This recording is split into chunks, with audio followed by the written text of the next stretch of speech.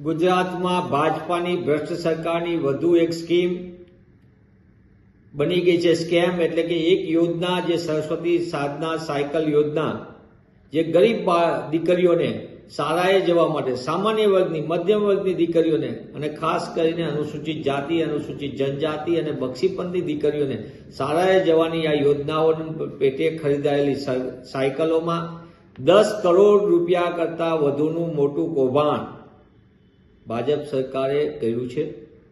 વારંવારની તપાસ, પુરાવા, સબ સ્ટાન્ડર્ડની સાયકલ, ધૂળ ખાતી સાયકલ, ભંગાર સાયકલ પણ સરકારે મોંઘા ભાવે ખરીદી, એટલે કે રાજસ્થાન અને અન્ય રાજ્યો કરતાં પણ મોંઘી ખરીદી સાયકલ, અને એ સાયકલનું વિતરણ કરવામાં પણ મોટા પાયે સરકારની વિલંબની નીતિ। 50,000 જેટલી સાયકલો રાજ્યના જુદા જુદા જિલ્લાઓમાં ધૂળ ખાય છે, અને આ ધૂળ ખાતી સાયકલોમાંથી ઘણી બધી સાયકલો સંપૂર્ણપણે ભંગાર થઈ ગઈ છે। ત્યારે સરકાર ફરીથી એમાં સ્કેમ કરવા માટે ખરીદીમાં સ્કેમ, અને પછી બહુ વાપો થતા આ સાયકલને કલર કરીને ફરી સરકારના ટેન્ડરના નામ મુજબ વિતરણ વ્યવસ્થાનો ખેલ કરવા જઈ રહી છે।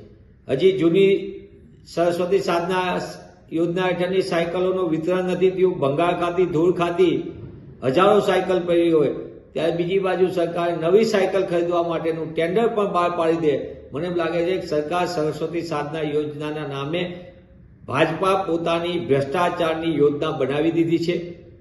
ત્યારે કોંગ્રેસ પક્ષ તરીકે અમે માંગ કરીએ છીએ, સરકાર સમગ્ર સાયકલ કૌભાંડની તટસ્થ તપાસ કરે, મુખ્યમંત્રીશ્રીના કાર્યાલયમાં ભ્રષ્ટાચારની ફરિયાદની સંપૂર્ણ ફરેલી ફાઇલ ઉપરથી ધૂળ ખંખેરીને પગલાં ભરવામાં આવે, અને દીકરીઓને જ્યારે 4 મહિના કરતાં વધુનો સમય વીતી ગયો હોય ત્યારે તેમને તાત્કાલિકપણે નવી સાયકલોનું વિતરણ થાય, તો જ આ દીકરીઓને શાળાએ જવાની તકલીફો દૂર થશે।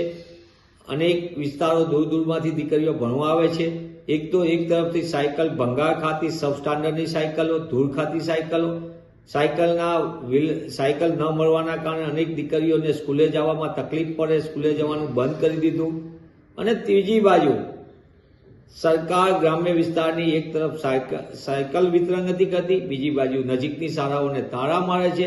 આમ સમગ્ર ડિસ્ટ્રિક્ટ ગુજરાતમાં ભાજપાની ભ્રષ્ટ સરકારની નીતિ રીતિના કારણે કન્યા શિક્ષણ ઉપર ગંભીર અસર પડી છે।